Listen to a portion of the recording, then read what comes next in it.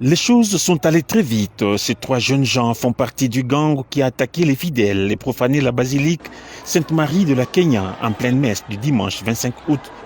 Et quelques heures après, les services de sécurité ont réussi à mettre la main sur trois de ces profanateurs.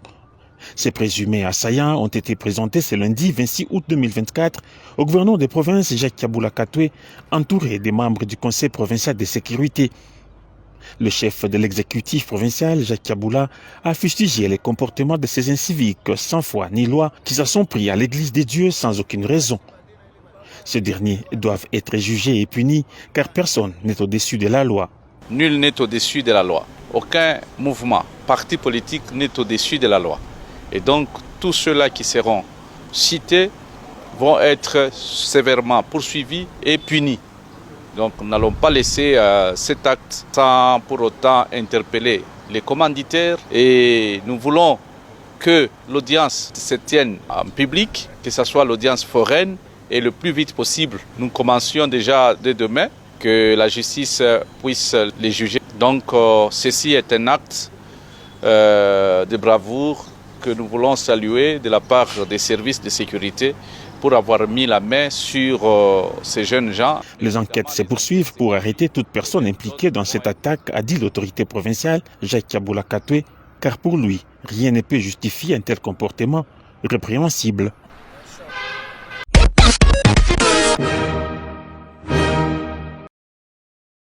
La rencontre de ce matin avait un objet un peu spécial. Il était consécutif à l'incident qui a eu lieu sur une des emprises diplomatiques et qui a fait l'objet d'une tentative d'intrusion, d'une opération d'intimidation qui impliquait des agents de l'État. Donc nous avons eu un entretien très confiant, très fructueux, très constructif avec la ministre d'État, en présence d'ailleurs du vice-premier ministre de l'Intérieur.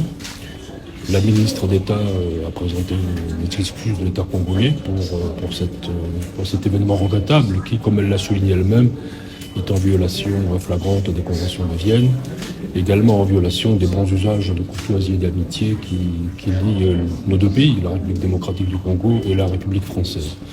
Donc nous avons évoqué ensemble cette situation et les mesures qui vont être prises et qui ont déjà été prises pour certaines d'entre elles par les autorités congolaises, donc que ce genre d'événement ne se reproduise plus.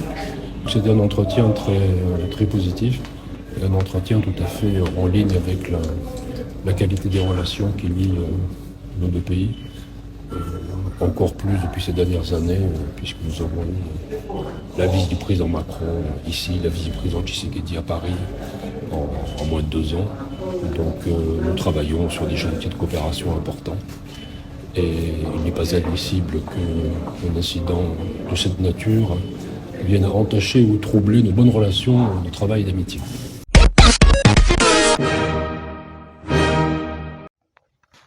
Le président Félix-Antoine Tshisekedi a reçu le lundi une délégation de l'Internationale socialiste conduite par l'ancien Premier ministre tchadien Saleh Kedzabo, président de la section Afrique.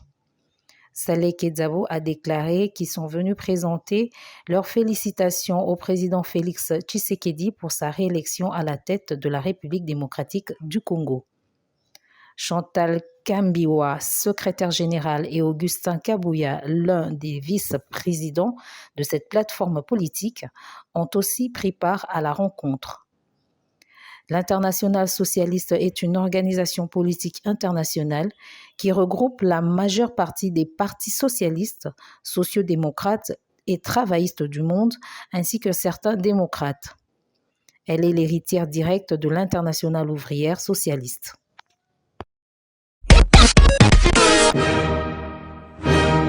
Le gouverneur de province, Jean-Paul Mbobakapo, a reçu ce lundi 26 août 2024 en son cabinet de travail le directeur général de l'Office de voirie et drainage OVD, Victor Toumba Chikela, qu'accompagnait le directeur provincial de cette entreprise publique, Trésor Kachala-Chibanda.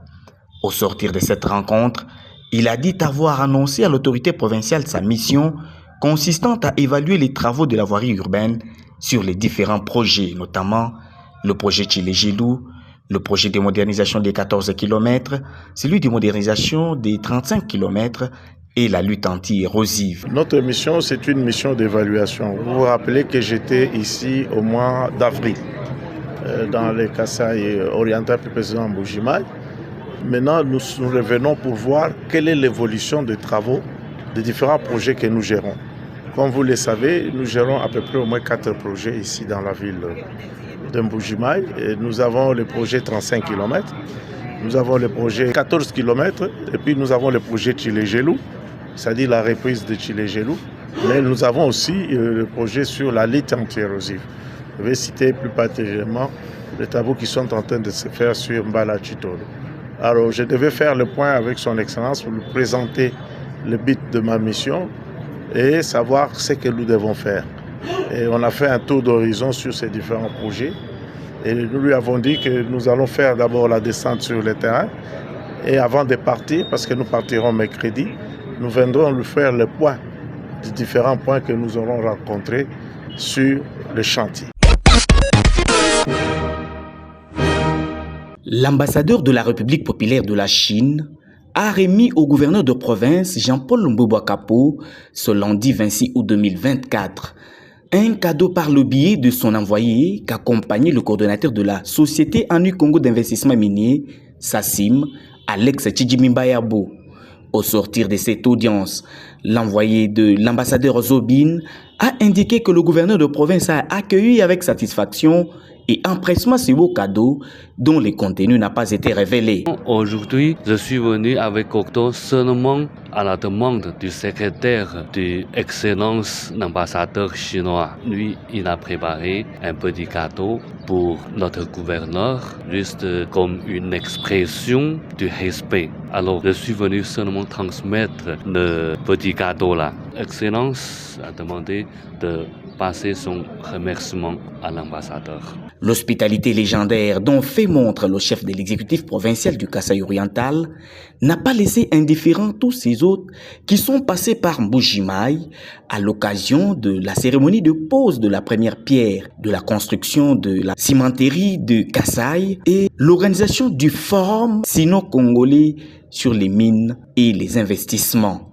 Parmi eux, l'ambassadeur de la République populaire de la Chine, Zobin, qui quitte la province avec un bon souvenir.